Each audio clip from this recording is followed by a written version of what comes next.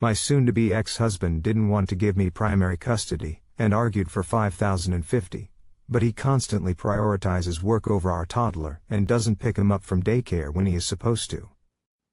I let the daycare call CPS on him instead of picking up our baby.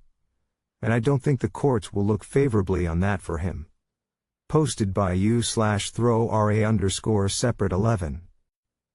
Editor's note: Up made 2 posts in the same day, covering the same topic on different subread. So I took her sentences and structured it into a more coherent original post. My soon-to-be ex-husband has always expected me to pay $5,050, but he never did his fair share of chores and childcare. Eventually I got fed up and I told him we should trial separation, likely leading to divorce, mostly trying out logistics. This was me trying to convince him to pull his own weight. Otherwise I'm out. Anyways, he said he would want 50% custody. I told him if he seeks $5,050 custody, he should expect to pull his weight. I told him we can divide 1 week for him and 1 week for me. We're currently doing it as a mock house swap. Whoever has custody would live in the main house. Whoever is not would live in the apartment. The apartment must be cleaned at the end of the week before the swap, or else the new person can hire a cleaner at the other spouse's expense. So far I've had a gala cleaner almost every week when moving in. It's been several months and it was the 8th time daycare has called me because he was unable to pick up our toddler. Sometimes he was just a no-show, and the daycare would call me because it's already been half an hour since their official close time. Every time the daycare is pissed at me for making them stay overtime, and we're charged $2 per minute for being late.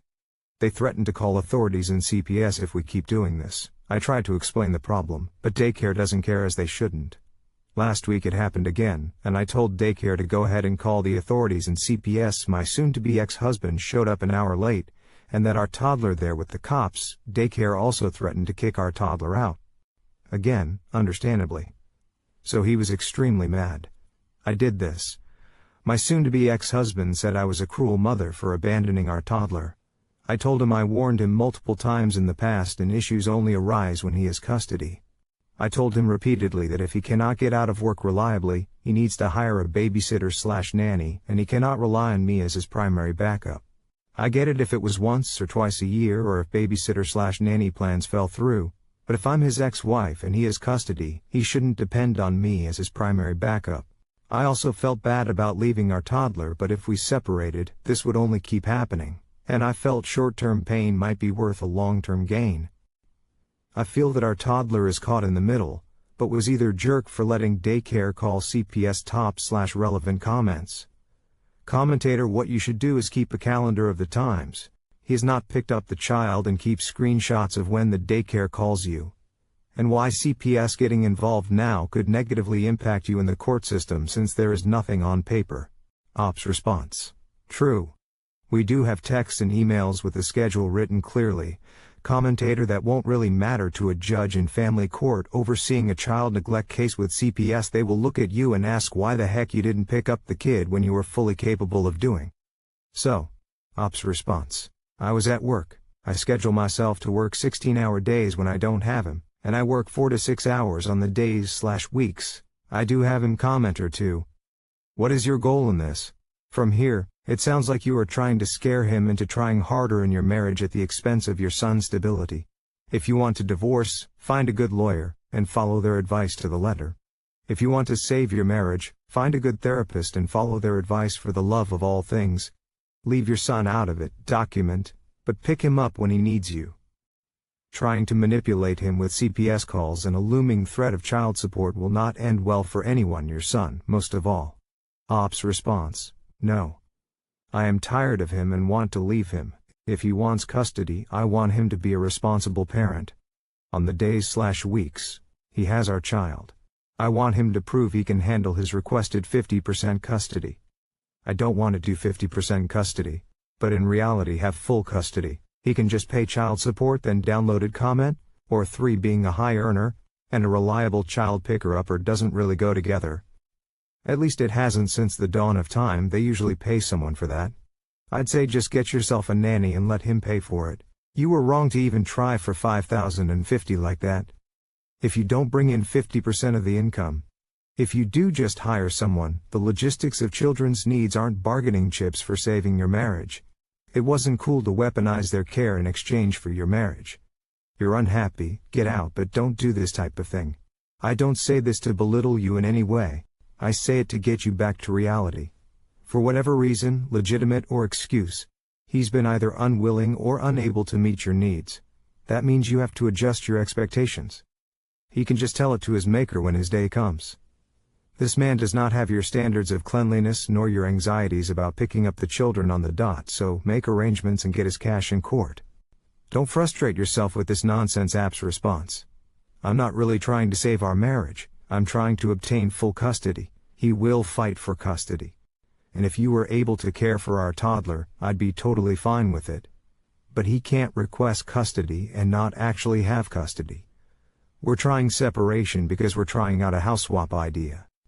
I also want documentation that he's unable to take custody, wait. Does he outturn you and still want $5,050 with his actual freaking wife? Or do you also make similar money? Why did you move for separation, if you have the funds to rent a whole second apartment? You didn't think to hire a cleaner or nanny first. Without answering those questions, it sounds like you should be collecting proof of his inability to do his fair share, and then let a divorce lawyer get you primary custody. I wouldn't ever involve the goddamn Fed/state in my child's life just to prove you need to knock that freaking crap off right now, because you have no court order protecting you from CPS's wrath. You are operating on a trial basis with no judicial oversight.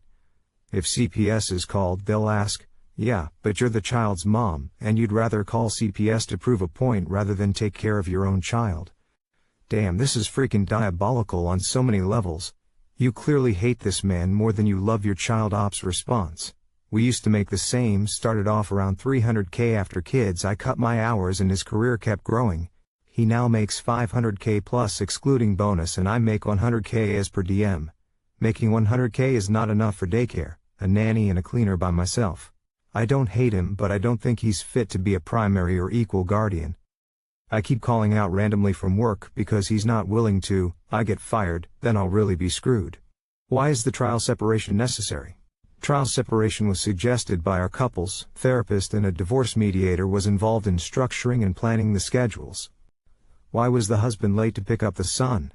His clinic ran late and he didn't want to cancel the appointments. Honestly, it doesn't matter because he expects me to drop my work and find coverage for my job to pick him up when he runs late. What happens if Optic's full custody of her son? Can she change her schedule? I don't work crazy hours on the days I have him. If I had him full-time, I might adjust my contract or switch my job, switch to either a 253 megafarads mommy track, or exclusively work night, 7 p.m. to 7 a.m. and have a nanny at night. Because I wouldn't miss out much since he sleeps at 8 upon her husband's job.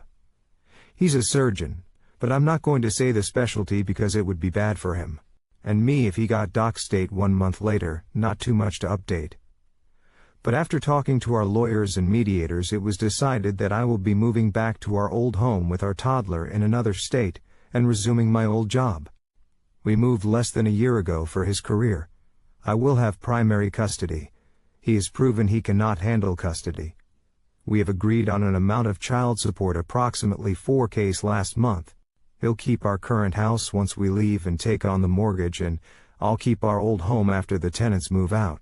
We are set to move back in 2 months. His lawyer advised him to accept these terms because I have clear documentation of him failing to fulfill his parental obligations, evidence that suggests alienation and career sabotage, and he's lucky. I'm not seeking compensation for that. To answer some questions, I do not call CPS. The daycare called the cops, not CPS. I was scheduled to work on the weeks. He was supposed to pick up our toddler. I did choose not to scramble for coverage to pick him up, as I was already in trouble for spontaneously leaving every 2 weeks on his weeks to cover for him. In addition, getting coverage would take 30+ minutes, and then another 30 minutes to get to his daycare. Yes, I could have problem solved and asked my friend to pick him up. But I did not. Yes, the daycare knew about the trial separation and knew it was Dad's day. Since he wasn't coming, they called me. My old job still has needs, so I'll resume there. Most days are 7 to 3, but there will be some 12, 24-hour shifts during which I'll have a no pair. We used to have one, and I'll have family around my mom and siblings. We had moved away from my family, so my mom can help me with occasional pickups if needed. Top/relevant comments. Downloaded comment. A 4K a month is ridiculous.